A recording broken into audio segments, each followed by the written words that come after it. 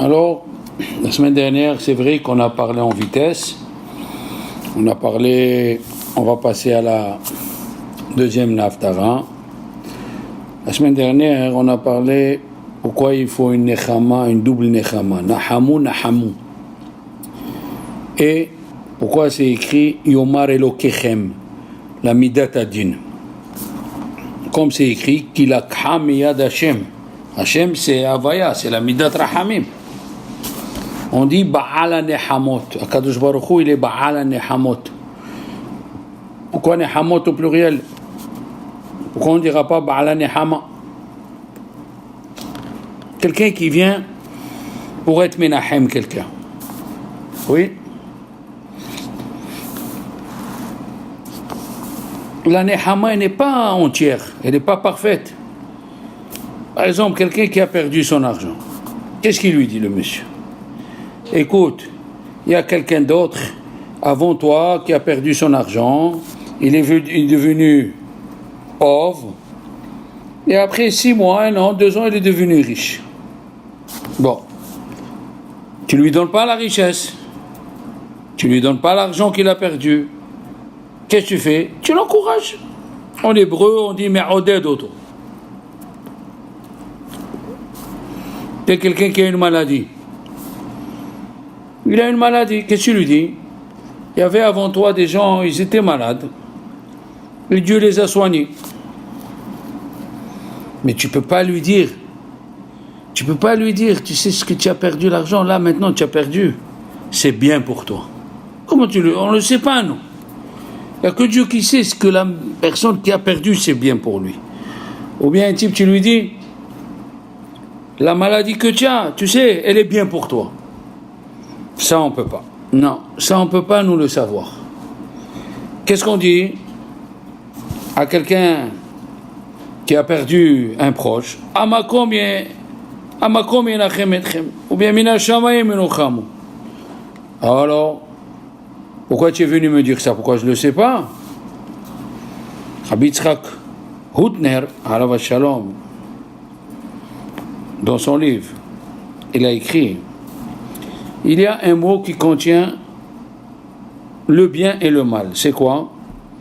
C'est le mot nechama. Il a écrit au sujet de Yaakov, quand ils sont venus, les enfants, pour consoler Yaakov Avinu, Vayakumu kol banav le nahamo. Là, c'est quoi? Ils sont venus lui donner un encouragement pour lui dire, papa, tu sais, tu as d'autres enfants, grâce à Dieu. Tu as d'autres enfants qui t'aiment, ils sont derrière toi, ils sont là. Mais il y a des fois le mot nahama, qui veut dire un regret. Comme c'est écrit, Vainachem Hashem ala Adam, ala sher baraet Adam. Dieu il a regretté. Nahem là-bas c'est regretté.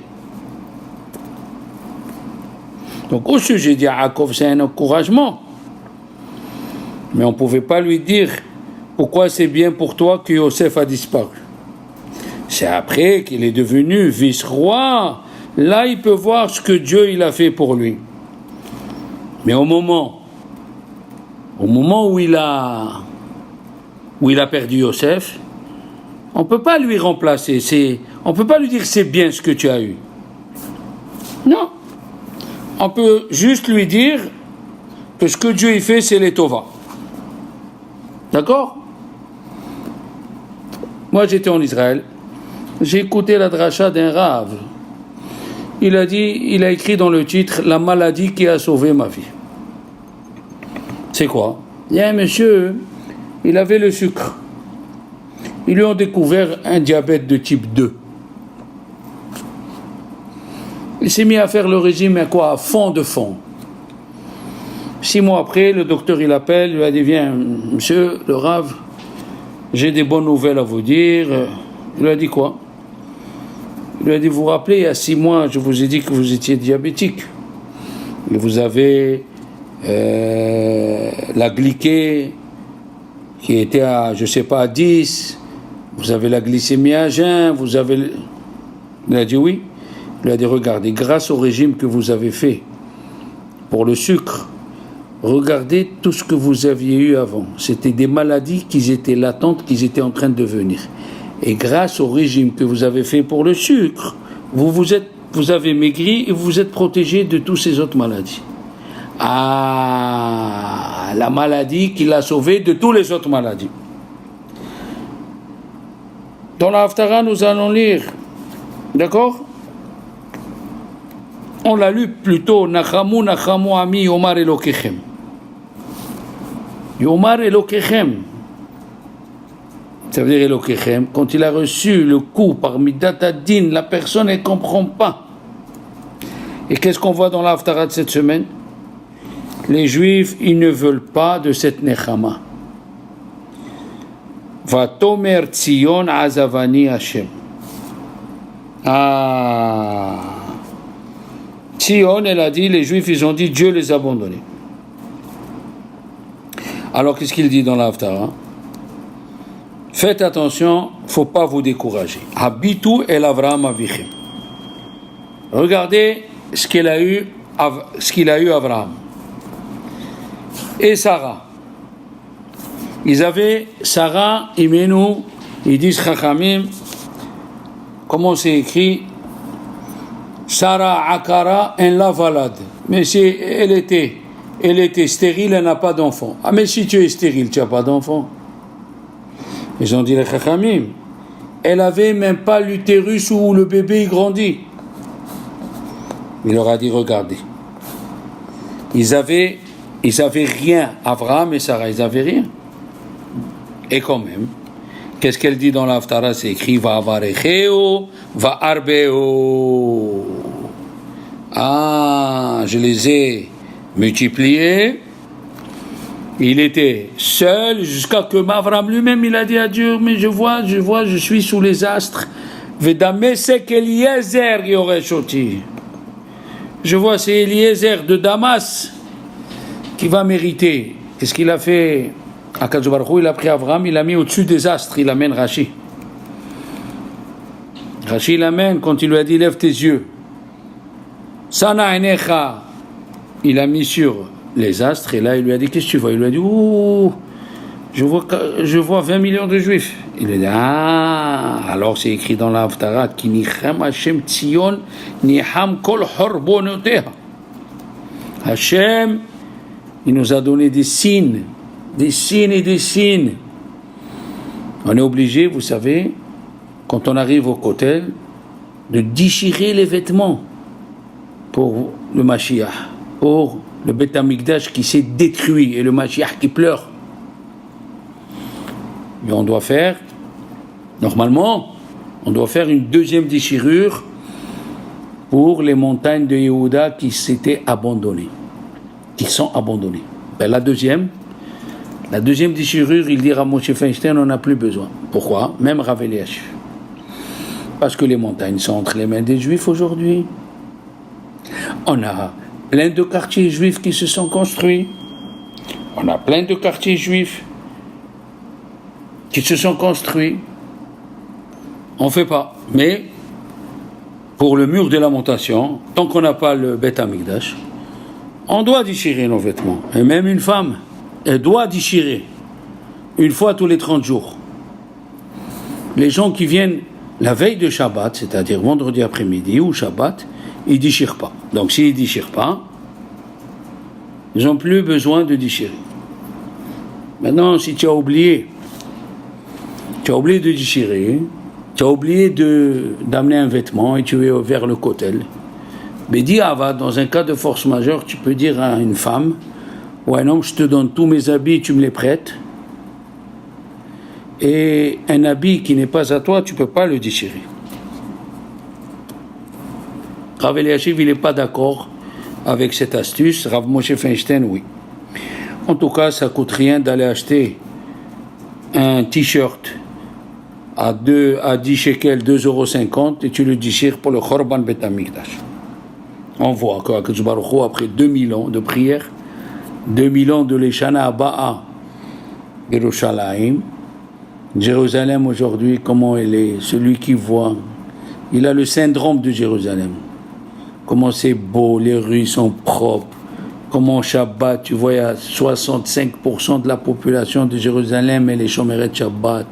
Les magasins sont fermés, il n'y a pas de bus, c'est Zekidoucha. Les gens d'avant, ils faisaient des kilomètres. Le Ben Ishraï, il faisait 18 jours de Bagdad jusqu'à Jérusalem et il n'avait même pas le droit de rentrer toucher le mur, de loin. 18 jours. Vous vous rendez compte? La Ahava de faire une tfila au kotel. Le kotel, lo zaza shechina me a kotel. C'est écrit ve'ayu enai ve'libi sham tamid. C'est pas exactement le pasuk. Mon cœur et mes yeux, ils seront toujours là-bas. Vous vous rendez compte? Il y a qui disent que c'est David Améler qui l'a construit. Il y a qui disent que c'est les pauvres de Jérusalem qui l'a construit. C'est pas un miracle, ça fait 2000 ans il tient. Les Jordaniens, ils ont essayé de le détruire. Les Romains, ils racontent là-bas qu'il y avait des Romains qui venaient au temps du sultan Salah ad-Din, le roi Saladin. Il voyait une femme qui jetait chaque fois des ordures devant un mur. Et elle a appelé, il lui a dit, comment tu jettes les ordures ici en bas de mon palais? Il lui a dit, vous savez, monsieur le roi, moi je suis romaine et depuis les Romains, on m'a obligé, c'est ma religion, une fois par mois, je dois jeter les ordures ici. Et vous allez voir, plusieurs Romains, ils viennent et ils jettent les ordures. Il lui a dit, pourquoi vous jetez les ordures ici? Il lui a dit, c'est comme ça qu'on nous a dit. Ce roi-là, il a pris des ouvriers, ils ont commencé à enlever les ordures, ils ont enlevé, et ils ont découvert le mur de lamentation, il était sous les ordures. Oui, messieurs. Et la porte qui amène au mur de lamentation, elle s'appelle Sha'ara Ashpot, jusqu'à aujourd'hui, la porte des ordures. Et le bon Dieu, il a eu pitié de nous, et aujourd'hui, on a le kotel. Il a dit, Rabbi Yosef Sonnenfeld, en 1923, il y a eu un tremblement de terre à Jérusalem, et le mur de lamentation, il s'est élevé de 3,5 mètres. Vous vous rendez compte comment il y a des nissim tous les jours? Ils ont dit, les Chachamim, qu'ils étaient à Jérusalem pendant 20 ans que les Jordaniens, ils avaient pris Jérusalem-Est. Il n'y avait pas un pigeon, il n'y avait pas une colombe. Les colombes, c'est la Shechina. Yonati, Behag ve'aseh. La Yonati, c'est la Shechina. Le peuple d'Israël ressemble à la colombe parce que la colombe, elle est fidèle. Jamais elle ira se remarier une deuxième fois si son mari meurt. C'est pour nous dire que Dieu ne changera pas de peuple et nous, on ne changera pas de Dieu. Les miracles qu'il y a au kotel. Pendant la semaine de Tisha B'Av, le kotel, il transpire comme s'il pleure. Il y avait un juif à Tzfat, au temps de Harizal. Il s'appelle Rabbi Abraham Ohanna. Il était du Maroc d'ailleurs. Il est monté étudier la Torah chez Harizal. Il l'a appelé. Il lui a dit, tu sais, tu vas bientôt mourir. Tu as une guézera sur toi. Va au kotel, prie. Peut-être Dieu il aura pitié de toi. Il va t'ajouter des années.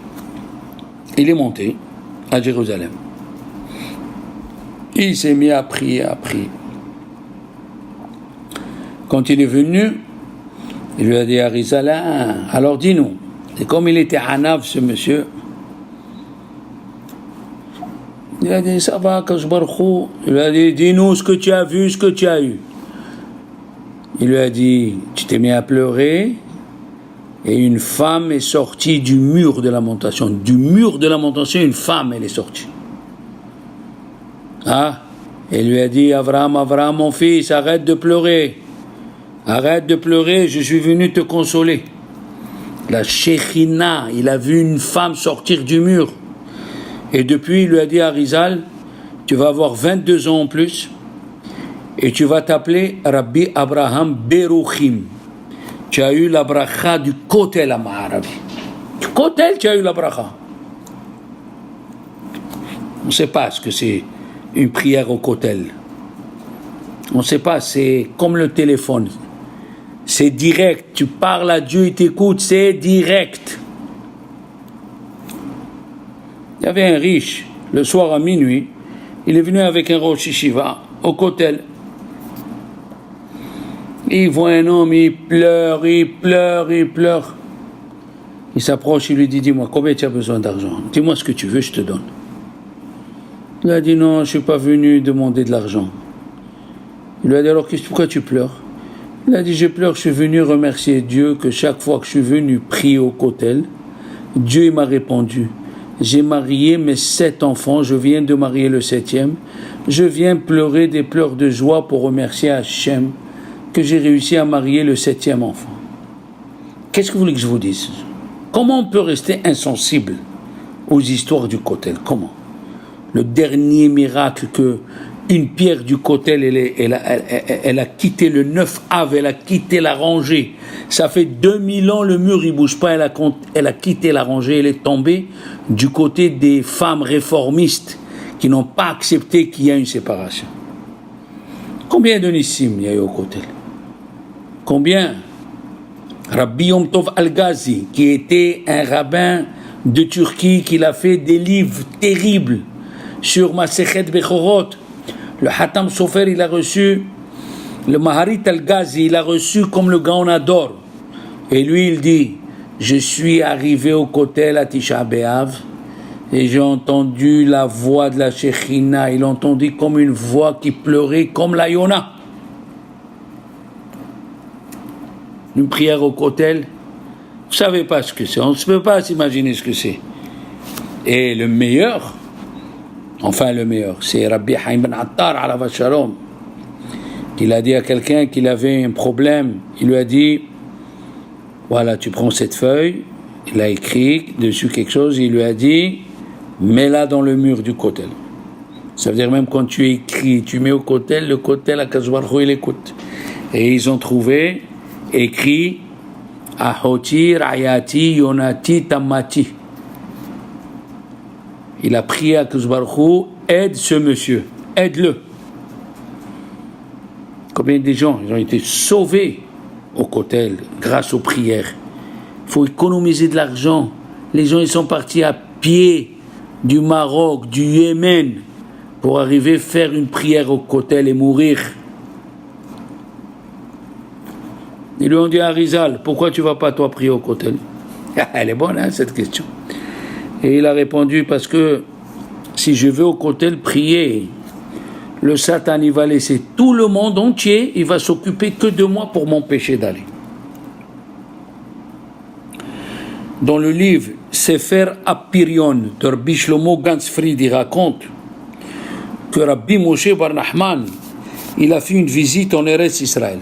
Rabbi Moshe Bar Nachman, à Ramban, Nachmanide, en 1250, d'Espagne. Il est monté et il raconte, il a vu des fruits, il a vu des arbres fruitiers. Quand il est arrivé à Yafo, il a dit comment? C'est écrit Ve'aita Ares Lishmama. La terre, elle doit être abandonnée. Alishmama, Shmama, ça veut dire désertique, il n'y a rien. Comment il y a des fruits et des légumes? Ah, il a dit Kinicham Hashem Tzion, Vayasem Midbara Kegan. Le désert, il est devenu comme un jardin. Et il a donné cet exemple, le Ramban. Il a dit une femme qui allait. Et le bébé, il veut pas. Le bébé, il veut pas aller. Il veut pas téter. Est-ce que la femme, elle arrête de sortir le lait de son sein? Si elle arrête, elle perd le lait. Elle continue à donner le lait, malgré que le bébé, il veut pas encore téter, jusqu'à qu'il se remet à téter. Il a dit la même chose. Aïe, aïe, aïe, aïe, aïe.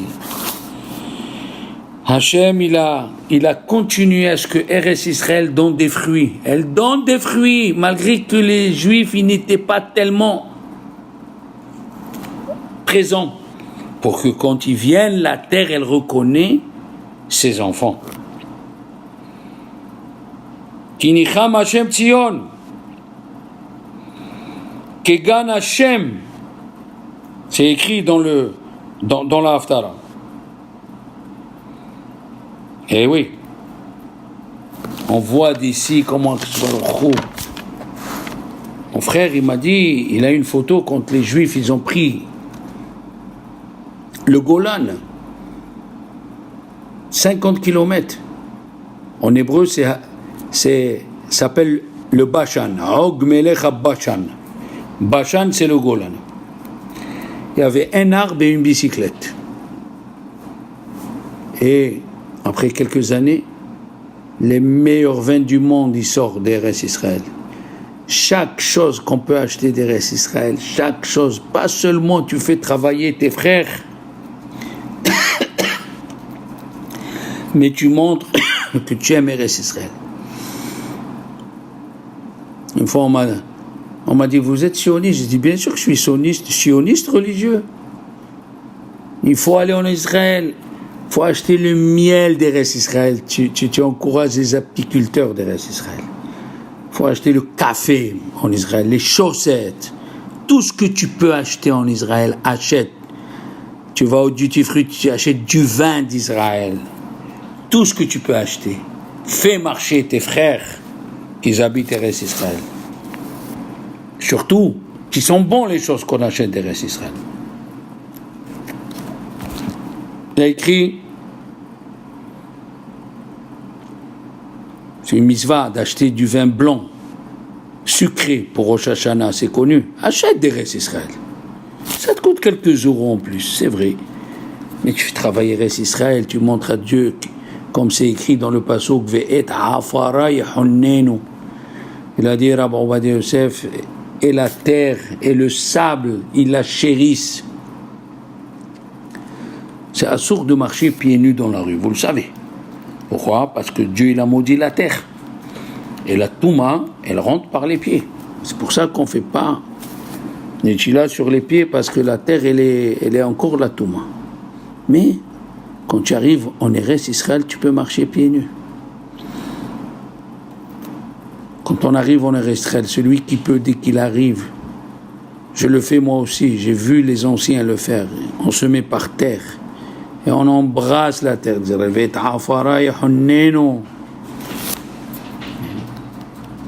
Combien le Rav Aryeh Levin, le jour de la Iloula de Rabbi Shimon bar Yochai, il allait au cimetière des militaires. Et il voyait tous ces jeunes qui sont morts pour Eretz Israël.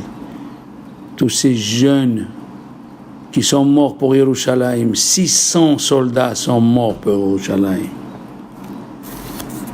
Un rabbin, il a dit à un imam, vous parlez de Jérusalem, en arabe c'est le Quds. Mais il n'y a pas écrit une fois le mot Jérusalem dans leur Coran. Et nous, les Juifs, il y a plus de 3000 mots du mot Jérusalem dans le Tanakh. Plus de 3000 mots, Rabotai. Eretz Israël Akdosha, grâce aux prières des vieux, des malades au Kotel. Akadosh Baruch Hu, il n'abandonne pas ses enfants. Combien des histoires il y a sur le Kotel à Ma'aravi? Les Chachamim, ils allaient. Rabbi Yehuda Chassid, il y avait la synagogue de Rabbi Yehuda Chassid qui a été détruite par les Jordaniens. Aujourd'hui, elle a été reconstruite dans le quartier juif Rova Yehudi. Du parterre jusqu'au plafond, Rabotai, c'est 50 mètres. Rabbi Yehuda Chassid, Alawat Shalom, qui était en France, qui parlait français aussi. Il a écrit un livre, Sefer Hasidim.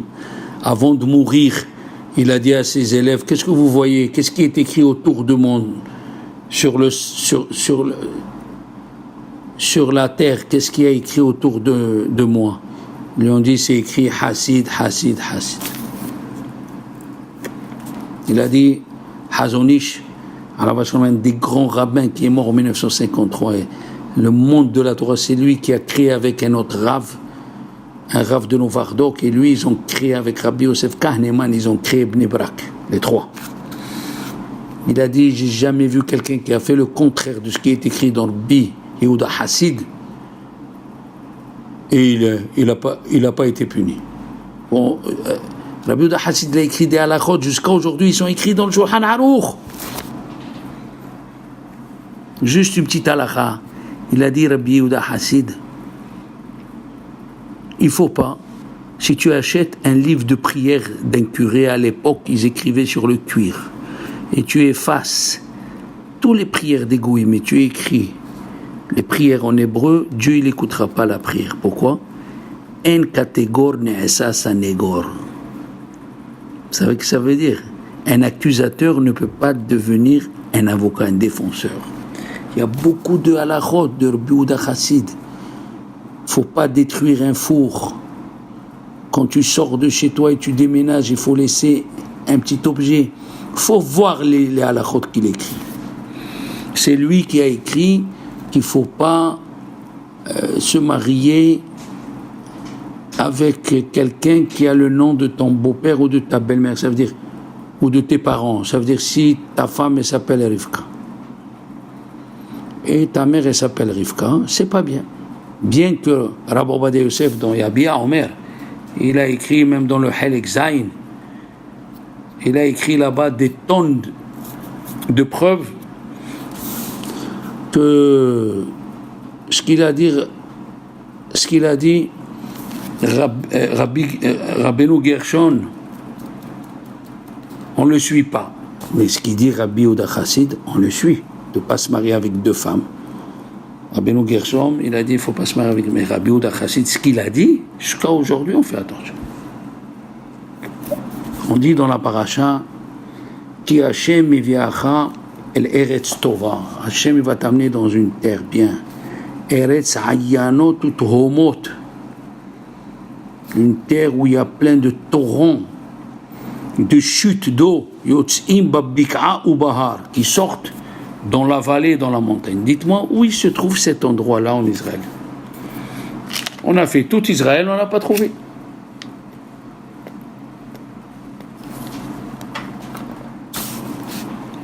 Où il se trouve cet endroit? Il y a le livre Sha'arei Ora de Rabbi Yosef Gitilia qui pose la question. Où ça se trouve ça? Où elle se trouve cet endroit Yotzim Babika Ubar? Où ça se trouve ça? Les chutes du Niagara, on comprend. Ils descendent à 99 mètres, un quart d'heure avant d'arriver aux chutes du Niagara, tu es déjà mouillé. Et la Torah nous dit qu'il y a des chutes du Niagara en Israël. Il répond. Réponse fantasmagorique, fantastique. Il a dit quand les Juifs ils sont sortis dans la galoute, et on va comprendre une Guémara qui a dit, on va comprendre une Guémara qui dit dans Ta'anit que tout ce qui est au dehors d'Israël, la pluie qu'on a au dehors d'Israël, on se nourrit des restes d'Israël. Il a répondu cette réponse fantastique. Il a dit quand les Juifs ils sont partis dans la Gola, ils ont amené avec eux l'air d'Eretz Israël. Quand ils sont partis dans la Gola, ils ont amené avec eux la vigne d'Eretz Israël. Ils ont amené tout d'Eretz Israël. Les chutes du Niagara, ils les ont amenés d'Eretz Israël avec eux. Quand il va venir le Mashiach, là tout va retourner. Aujourd'hui, Eretz Israël, elle se suffit grâce à Dieu, elle a l'auto-alimentaire pour les fruits, les légumes, le vin, l'eau, le poulet. Qu'est-ce qu'elle dit la Torah? Écoutez bien.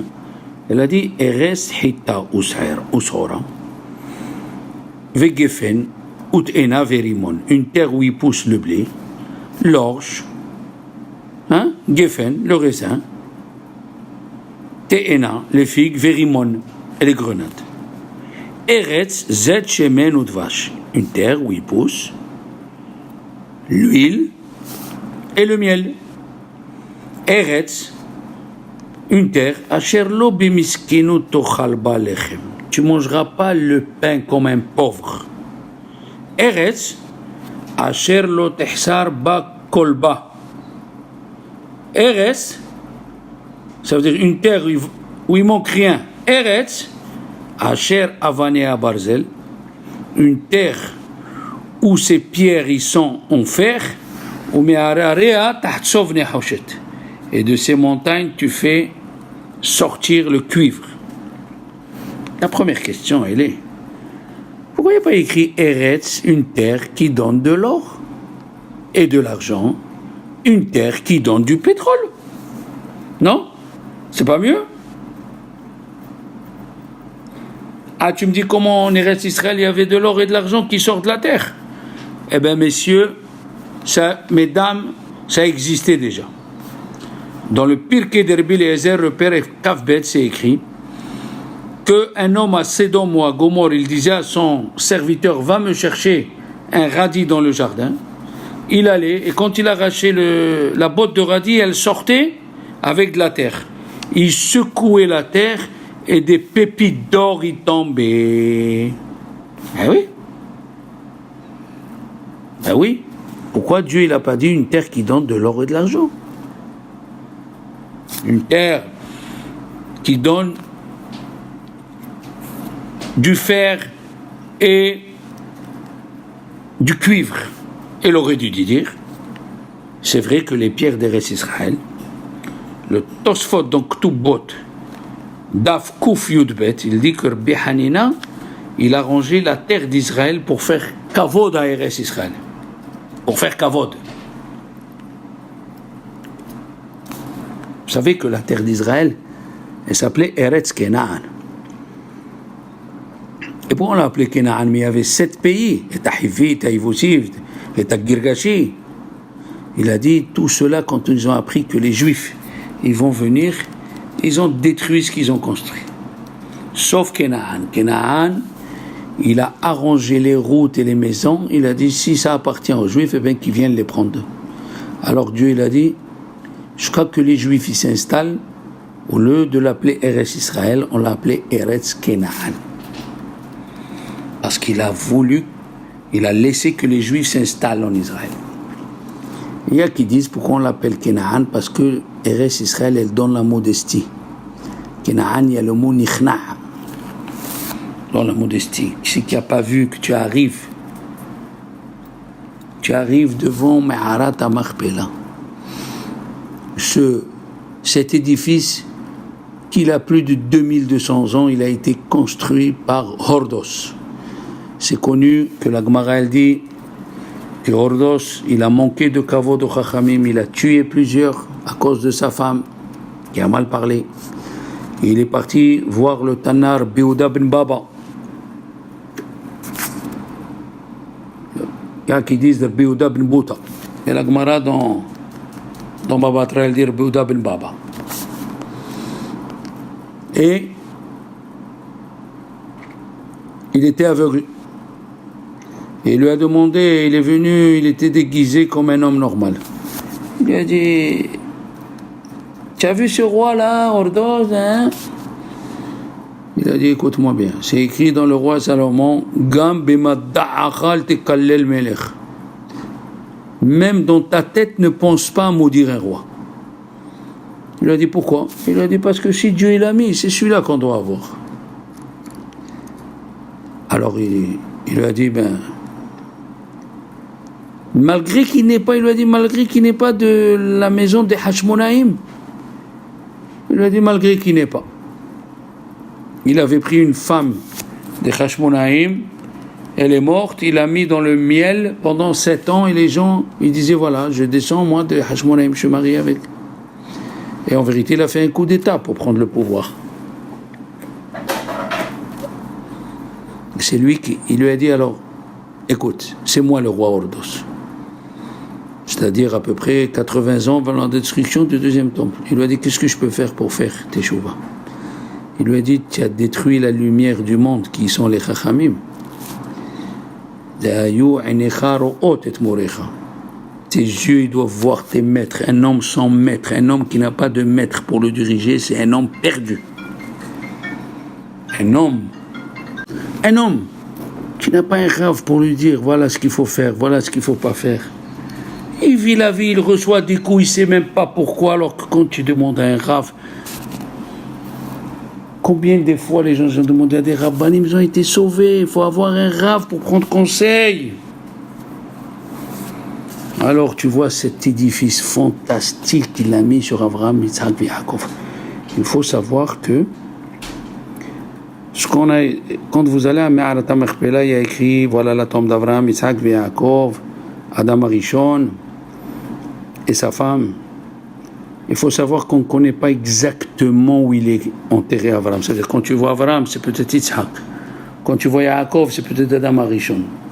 Et les Chachamim ils disent c'est fait exprès parce que si on savait chacun où il était enterré exactement, on sait qu'ils sont là-bas. Mais on ne sait pas exactement qui c'est. Si on savait exactement qui c'est qui est enterré là-bas, avec les prières de tous les juifs, serait venu Mashiach. Sachez qu'au temps des Arabes, quand ils avaient pris Hebron, ils ne laissaient pas les juifs monter plus que la 7e escalier. Comme ça, il raconte le Ben Ish Hai, en 1900. Aujourd'hui, on a Hebron. Vous vous rendez compte, la Hebron pour aller prier. Vous connaissez l'histoire de Rabbi Abraham Azoulay. Le Hesed l'Avram, il a écrit un livre Hesed l'Avram, Rabbi Abraham Azoulay. Après, on reviendra sur Rabbi Hanina, on ne va pas sortir du sujet. Rabbi Abraham Azoulay, il était en 1400 et quelques.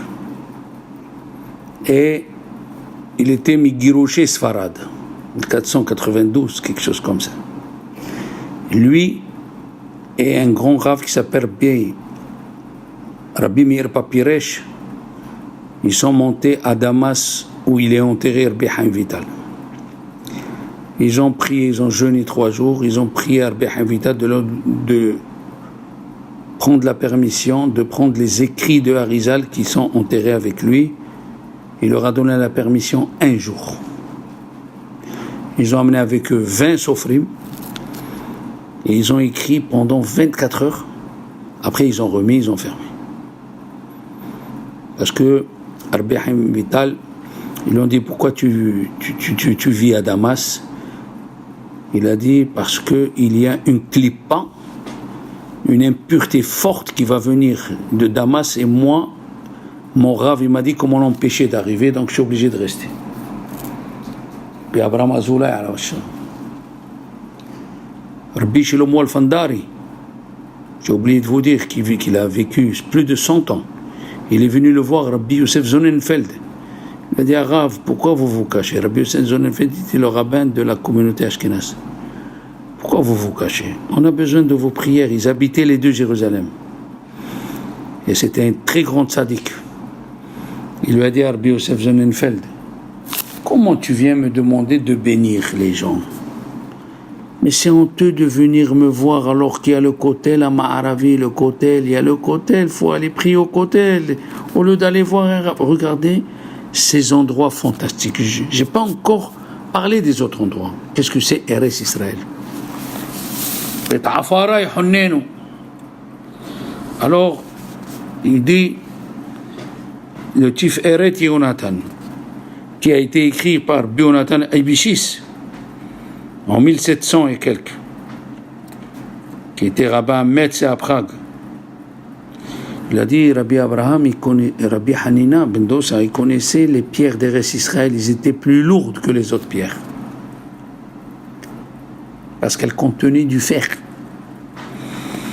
Et il veut répondre à une question.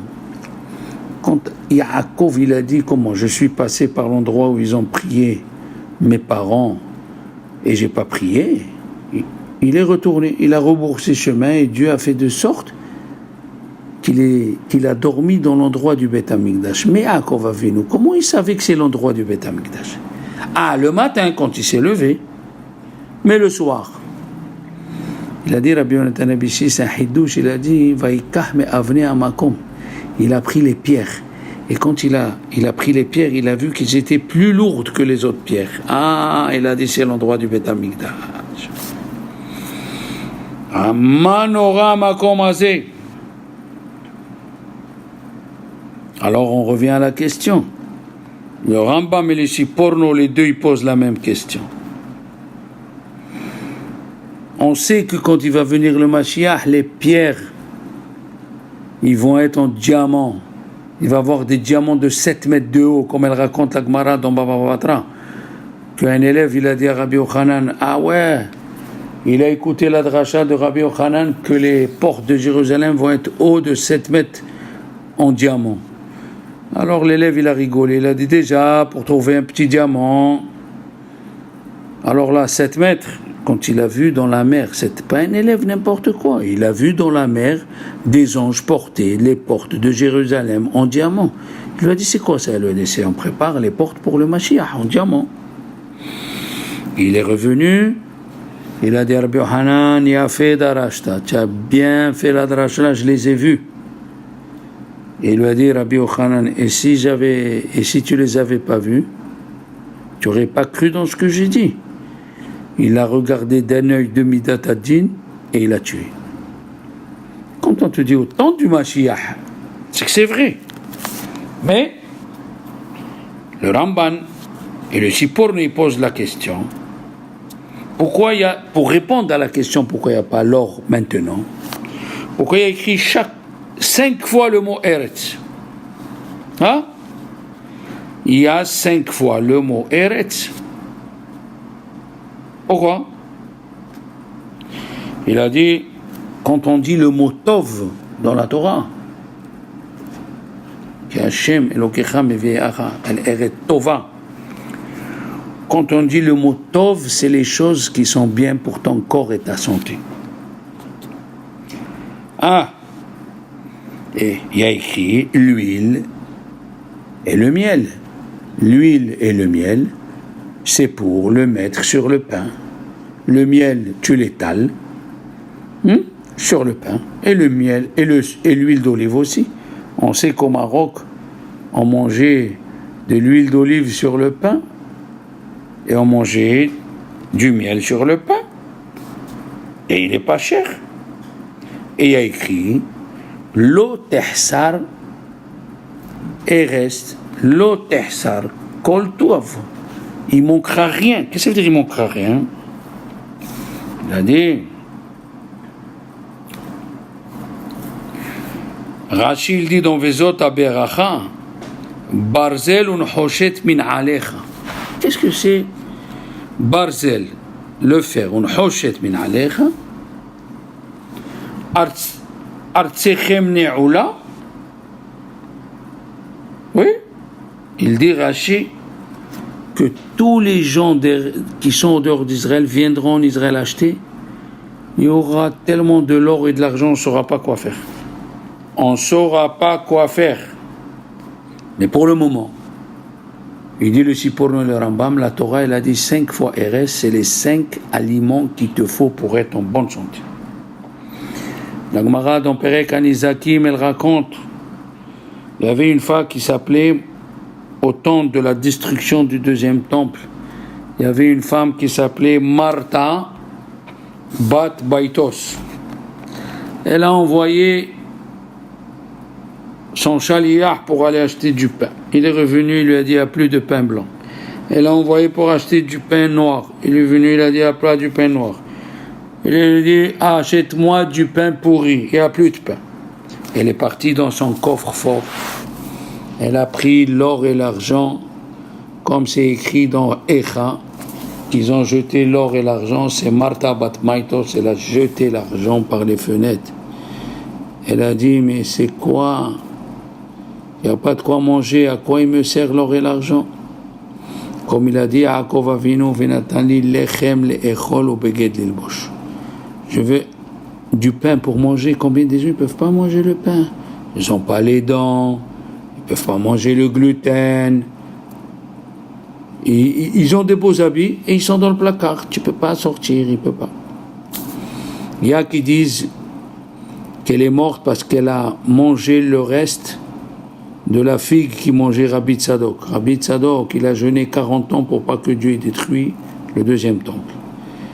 Et il jeûnait tous les jours et il a mangé une figue. La figue qu'il a mangée, tellement il était maigre, on voyait le jus de la figue qui traversait sa gorge, tellement il était maigre. Elle a mangé ça. Il y a qui disent non. Il y a qui disent elle a mis son pied sur la bouse de vache et elle est morte. À quoi il te sert l'or et l'argent si tu n'y arrives pas? Il y a écrit Lo tehsar kolba. Et une chose extraordinaire, il dit le Soukhat David, Rabbi David Twix, il a dit, il a fait une remarque fantastique. Où il pousse, où il y a les diamants, l'or et l'argent, il a dit dans tous ces endroits où il y a l'or, en Afrique, la mine de Kimberley, en Afrique du Sud, où il y a les diamants, où il y a l'or, en Afrique, au Congo, tout autour, il n'y a rien qui pousse. Il n'y a rien qui pousse. T'imagines? Regardez ce qu'il nous dit ce Rav, on n'a jamais fait attention. L'endroit où il y a l'or et l'argent, il n'y a rien qui pousse. L'endroit où il y a les pierres et le cuivre, il n'y a rien qui pousse.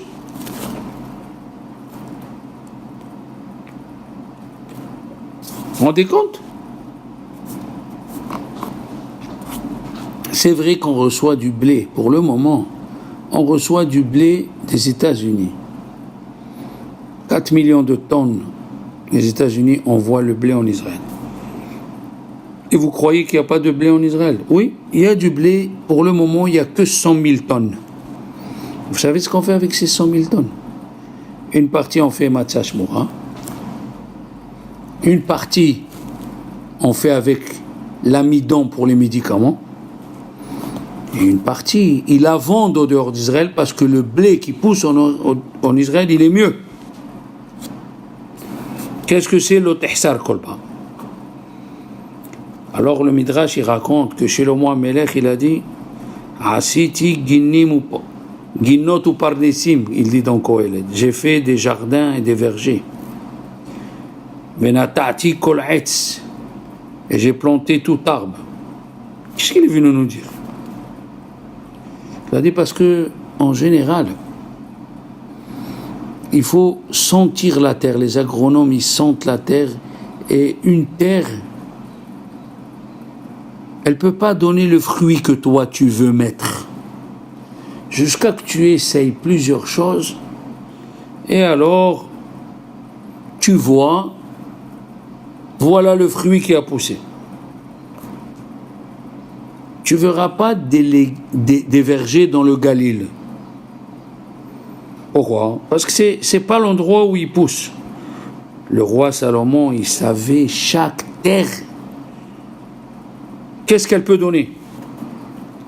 Qu'est-ce qu'a dit la Gemara dans Brachot? Lo tehsar kol tuv. Il ne manquera rien. Eh bien, la Gemara elle dit afilou pilpilin. Même le poivre, ou le goût de l'arbre, il a le même goût que le fruit. Il dit, le Imre Shammai, on dit, la Gemara elle dit, Erev Shabbat, Tisha B'Av Shenofel Be'erev Shabbat, excusez-moi, comme cette année, il tombait dimanche, tu peux manger à table de Seudat Shlishit, qui Seudat Shelomo Be'Shato. Qu'est-ce que ça veut dire qui Seudat Shelomo? Il dit, le Imre Shammai. Parce que chez le Shlomo Melech, il avait le jour où il a fait la Séouda, il a sorti tous les fruits et les légumes qu'ils ont poussés en Israël. Personne ne savait comment il a fait. Comme ils ont dit Chachamim, Antoninus et Rabbi, Lo Paska Mishulhanam, il n'a pas arrêté d'avoir Hazeret Vetznon. Le radis et la romaine, ils savaient où ça pousse et comment on la pousse et comment Il y a écrit dans la Gemara qu'il n'y a pas d'arbre fruitier à Jérusalem. Vous vous rendez compte pourquoi? C'est pas parce qu'il ne peut pas pousser, au contraire. Si la Gemara elle dit pourquoi il n'y a pas d'arbre fruitier, parce que pour pas que les gens ils disent on est venu, on a mangé les fruits à Jérusalem. Non, Jérusalem, c'est pas une ville pour venir manger les fruits. C'est une ville de sainteté. Yerushalayim, c'est une ville de sainteté. Alors, on ne mettait pas d'arbres fruitiers. La même chose, au mont du Temple, on ne mettait pas d'arbres pour donner de l'ombre. Pourquoi? On vient pas à Jérusalem pour faire du pique-nique. Alors, la question elle est, si tout pousse en Israël, pourquoi la Torah nous dit ces 7 sortes? Comme ça, il demande le Ibn Ezra alayhi shalom et Rabbeinu Behaye qui était de la ville de Grenade en Espagne, l'élève de Rabbi Shlomo ibn Ideret en 1300. Rabbi Shlomo ibn Ideret, il était le Talmid du Ramban. Et il avait un élève, Rabbeinu Behaye, qui a fait un livre fantastique sur la Torah. Alors il a dit, le Ibn Ezra, ces 7 sortes de fruits, c'est les 7 sortes qu'il faut à un être humain et il lui multiplie le sang. Oui. La question elle est, dans tous les fruits tu dis boré peri aït, boré peri adama. Pourquoi pour le pain, cet herbe-là qui donne le pain, pourquoi tu dis hamotzi lechem min haaretz? Alors, dans Yalkut Yosef, Rabbi Yitzhak Yosef Shalita, le grand rabbin d'Israël, il a amené que quand il va venir le Mashiach, le pain, il va sortir entier de l'arbre. Oui. Hamotzi, c'est pour le futur. C'est un verbe qui peut se dire au futur. Hamotzi. Tu vas sortir après la tefila, tu vas choisir ton pain au temps du Mashiach. Bon, qu'est-ce qu'on mange aujourd'hui? Le pain complet, le pain aux noix. Les arbres, ils vont tout donner. Les arbres, ils vont même donner des habits. Oui, mesdames et messieurs, l'arbre va donner des habits. Mais pourquoi Ibn Ezra, le Shach à la Torah, Rabbi Mordechai Cohen, qui était l'élève de Harizal, il a dit pourquoi on dit Hamotzi lechem min haaretz. La Gemara elle dit En lecha esev ve'esev she'en lo malach she'omer lo gdal. Il n'y a pas un arbre, un fruit qui n'a pas un ange qui lui dit allez grandis. Sauf le blé. Le blé, il est sous l'autorité de Dieu. Eretz asher lo bimiskinu tochal balechem. Il a dit asher lo bimiskinu tochal balechem. Pourquoi? Parce qu'il est sous l'autorité de Dieu. Il est comme ça, c'est écrit aussi dans le livre Ma'avar Yabok. Lechem, il est sous l'autorité de Dieu. Nous voyons qu'au temps du Maboul, au temps de Noah, il plantait un grain de blé, un grain, et la production servait pour 40 ans de vie. Ça veut dire que tu mettais un grain, il sortait 500 000 grains par épi de blé. Il dit le livre Ma'ayan Ganim. Comment on sait qu'il est sous l'autorité de Dieu, le pain? Il a dit, dans tous les manger, à la fin, tu en as marre. Tu manges des pêches le matin, midi et soir, ben à la fin, tu te dégoûtes des pêches. La seule chose que tu ne dégoûtes pas parce qu'il est sous l'autorité de Dieu, c'est le pain. Le pain, tu peux manger matin, midi et soir, tous les jours. Pourquoi? Et la halakha, elle est? Qu'est-ce qu'elle nous dit la halakha? Que quand tu fais un motzi, tout ce qui vient avec, c'est le motzi, il est poter auto. C'est-à-dire, si tu fais un motzi, tu veux manger des truffes à 6500 € le kilo, les truffes blanches en France, qui c'est le plus cher? Les truffes Alors on aurait dû faire la bracha sur les truffes? Non. Parce que même celui qui a les truffes, s'il les mange 4 fois par jour, après il en a marre. Le pain, c'est le ikar. Le pain, c'est le ikar. Et le Hida Alav Shalom, il dit, il n'y a pas que le pain qui est sous l'autorité de Dieu, il y a aussi, il amène à Hida au nom de Arama Mipano que les 4 minimes qu'on prend à Sukkot, chaque mine, il a un pasouk où il y a le nom de Dieu dessus. Pourquoi? Parce que ces 4 minimes, ils sont sous l'autorité de Dieu aussi. Il dit, c'est ça le pasouk qui dit, quand au temps d'Abraham, il y a eu 4 rois qui sont partis faire la guerre contre 5. Arba'a melachim et hamisha. Qu'est-ce que c'est Arba'a melachim et hamisha? Arba'a melachim, c'est les 4 sortes, il dit le Hida pour Sukkot. Et hamisha, c'est les 5 sortes de céréales, ils sont sous l'autorité de Dieu. Le Malbim y répond, ces sortes-là, Shivat Aminim, ils grandissent, puisque Eretz Israël fait tout grandir. Les aubergines, vous voyez les aubergines en Israël, les tomates, tout ce que vous voulez. Pourquoi la Torah a dit ces 7 sortes?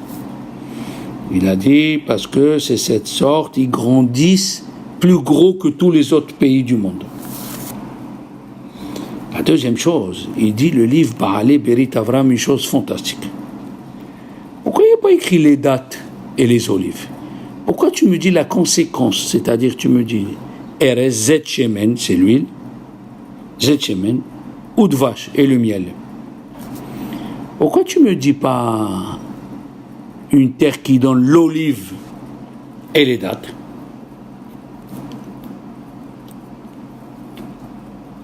Lui, il répond comme ça, une chose fantastique. Il a dit, l'olivier, on pourrait répondre une autre réponse. On va voir. On pourrait répondre une autre réponse. Mais la réponse que lui, il donne, elle est fantastique. Il a dit, les dates, pour qu'ils poussent, il faut la chaleur toute l'année. S'il n'y a pas la chaleur toute l'année, ils ne poussent pas. Et les olives, il faut un hiver, il faut du froid. Eh bien, en Eretz Israël, ils poussent les oliviers et les dattiers, après, à côté de Tvaria, en même temps. Chose que tu trouveras dans aucun pays au monde. C'est pour ça que la Torah les a écrits à part.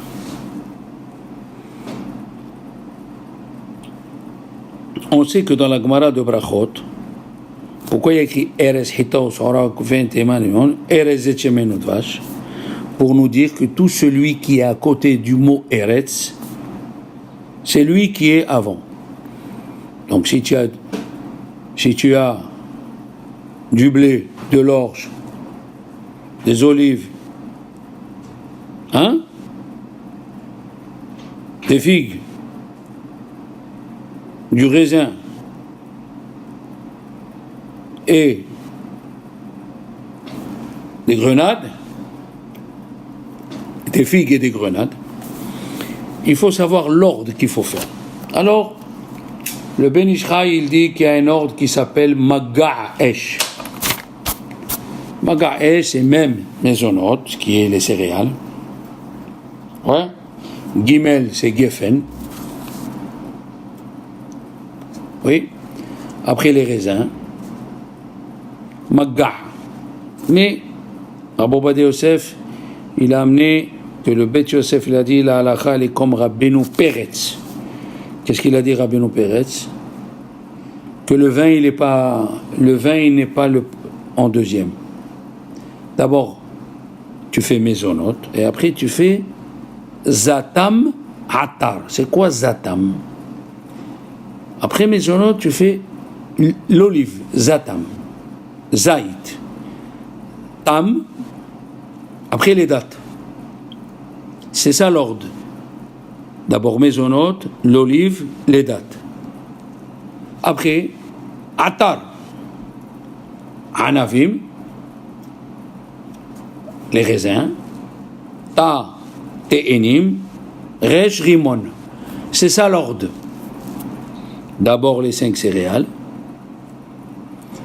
après l'olive, pas le vin, l'olive. Et si tu n'as pas l'olive, alors zatam, après zetim, temarim, tu prends les dates. Nous au Maroc, on lisait dans la Mishnah que les dates, celui qui mange à Kippour les dates, comme le poids de Kakotebet Hagassa, les poids d'une date de 45 grammes. J'ai jamais vu au Maroc une date de 45 grammes. Et le bon Dieu nous a montré qu'en Israël, il pousse les dates, les medjoul de 45 grammes. Il faut les acheter pour Rosh Hashanah, pour montrer les fruits des restes d'Israël. Le Tzlach Alav Shalom, il dit, pourquoi tu n'as pas écrit d'un seul coup Eres, Hittaos, Ora, Gefent, Ena, Verimon, Zet, Shemen, Udvash? Pourquoi tu as mis 2 fois Eretz? Il répond, c'est pour nous apprendre l'ordre, parce que si tu avais écrit d'un seul coup, de toute façon il faut les écrire. Alors tu les aurais écrits d'un seul coup, d'où tu vas apprendre l'ordre. D'accord?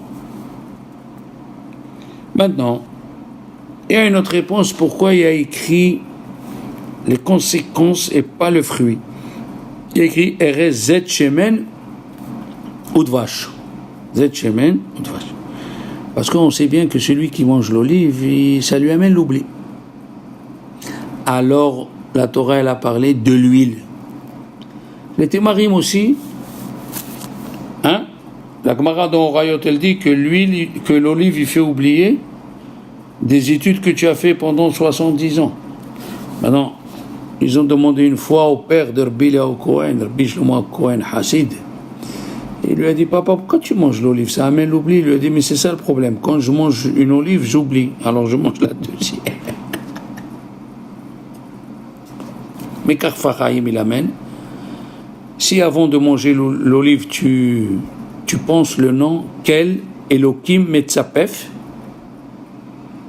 le malach qui amène l'oubli, il s'en va. Kel Elokim Metzapef. Les dates, on sait qu'il y a une machloquette entre Rabbi Akiva et Rabban Gamliel. Rabban Gamliel et les Chachamim plutôt, ils ont une machloquette. Quel bracha il faut faire quand tu as fini de manger les dates?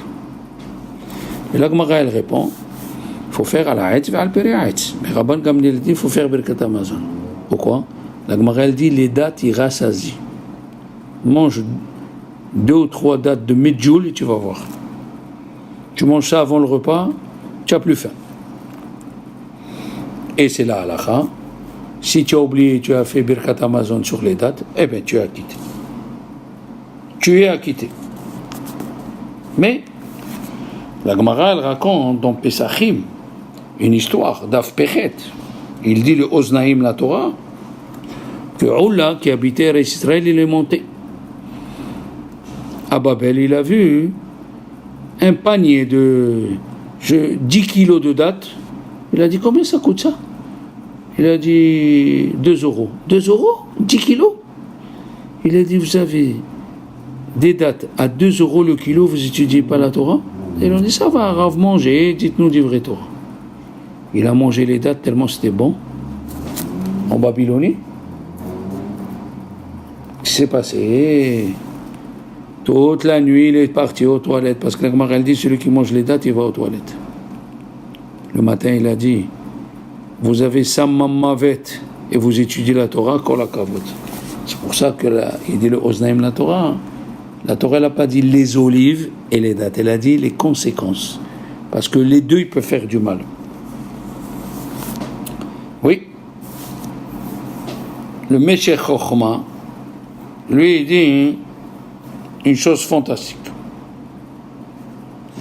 Il a dit les Juifs en Égypte, ils n'ont jamais su qu'est-ce que c'est les dattes et les olives. Ben oui. Il y a écrit Zacharnu et Daga et Kishuim, mais ils n'ont pas dit on s'est rappelé des dattes et des olives. Il y a écrit dans le Teilim Vayach Gafnam ut Enatam. Dieu il a frappé l'Égypte dans le vin et dans les figues. Ils n'ont jamais su ce que c'est les dattes et les olives. Même les explorateurs, quand ils ont ramené une grappe de raisin qui faisait, selon certains, 840 kilos. Elle a servi pour faire les libations de vin dans le désert pendant 38 ans. La deuxième année qu'ils sont partis, les Méraguelim. Ils ont amené une grenade. Ils ont amené une figue. Et il dit à Rizal, c'est pour ça que la Mishnah, elle nous dit dans Bikurim, si quelqu'un descend dans son champ et il voit une date, il voit une figue, et il voit une grenade ou du raisin, il met un fil rouge. Il dit à Rizal, on a employé les fruits qu'ils ont amenés les Méraguelim pour faire le tikkun. Eh oui, pour faire le tikkun. Autant, la Gemara elle raconte dans Ktubot, Kuf Yud Bet, Kuf Yud Gimel, que Resh Lakish et Rabbi Yochanan, ils montaient à Tveria, ils mangeaient Perot Ginosar. Tellement ils mangeaient, ils étaient tellement bons qu'il y avait l'alcool dans le fruit, et jusqu'à qu'on ne trouvait pas où il était Resh Lakish, il marchait 3 km sans savoir où il marchait. Il y avait 2 Tanaïm qui ont mangé une pêche. Ils ont mangé un tiers tous les deux. Un tiers ils l'ont donné aux pauvres et un tiers ils l'ont donné aux animaux. Regardez comment elle était Eretz Israël de l'époque. Comment elle était Eretz Israël de l'époque.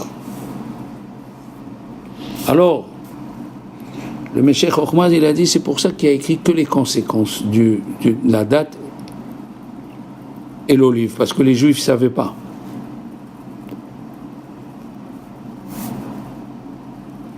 Donc,